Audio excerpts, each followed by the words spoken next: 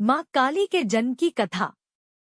सभी देवी देवताओं के जन्म की कई कहानियां प्रचलित हैं और बिल्कुल इसी तरह माँ काली के जन्म से जुड़ी कई कथाएं सुनाई जाती हैं। उन सभी कथाओं में से एक कहानी है जो सबसे ज्यादा प्रचलित है।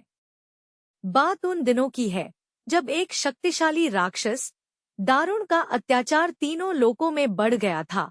तीनों लोकों में सभी इससे बहुत परेशान थे। सारे देवता दारुण के हाथों मात खा चुके थे। दारुण को वरदान मिला था कि उसकी मृत्यु एक स्त्री के हाथों ही हो सकती है। इस कारण सभी देवता हाथ जोड़कर ब्रह्मा जी के पास पहुँचे कि वे इसका कोई समाधान निकालें। इसके बाद ब्रह्मा जी ने एक स्त्री का रूप लिया और दारुण से युद्ध करने चले गए, लेकिन वो भी इस असुर को हरा नहीं पाए। अंत में सभी देवता ब्रह्मा जी के साथ भगवान शिव के पास गए और उनसे प्रार्थना की कि वे कुछ करें। सभी की प्रार्थना सुनने के बाद शिव जी ने मुस्कुराते हुए माता पार्वती की तरफ देखा। उनका इशारा समझते हुए माता पार्वती ने अपनी शक्ति का एक अंश निकाला।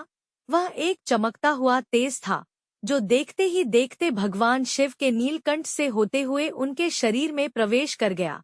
इसके बाद भगवान शिव ने अपनी तीसरी आंख खोली और तीनों लोग थरथर कांपने लगे। भगवान शिव की तीसरी आंख खुलने के बाद वह शक्ति उनकी उस आंख से बाहर निकली, जिसे देखकर वहां खड़े सारे देवता घबरा गए। उस शक्ति ने एक विशाल और रौद्र स्त्री रूप ले लिया था।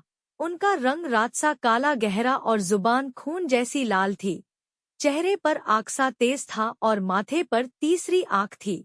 इस तरह राक्षसों को खत्म करने के लिए हुआ माँ काली का जन्म। इसके बाद उन्होंने कुछ ही देर में असुर दारुण और उसकी सेना का नाश कर दिया। उन सभी दानवों को खत्म करने के बाद भी माँ काली का गुस्सा शांत नहीं हो रहा था। इसके बाद उनका गुस्सा शांत करने के लिए भगवान शिव ने एक बच्चे का रूप लिया और उनके सामने आ गए। भगवान शिव को देखते ही माँ काली का गुस्सा शांत हो गया और उन्होंने उस बच्चे को अपनी गोद में उठा लिया।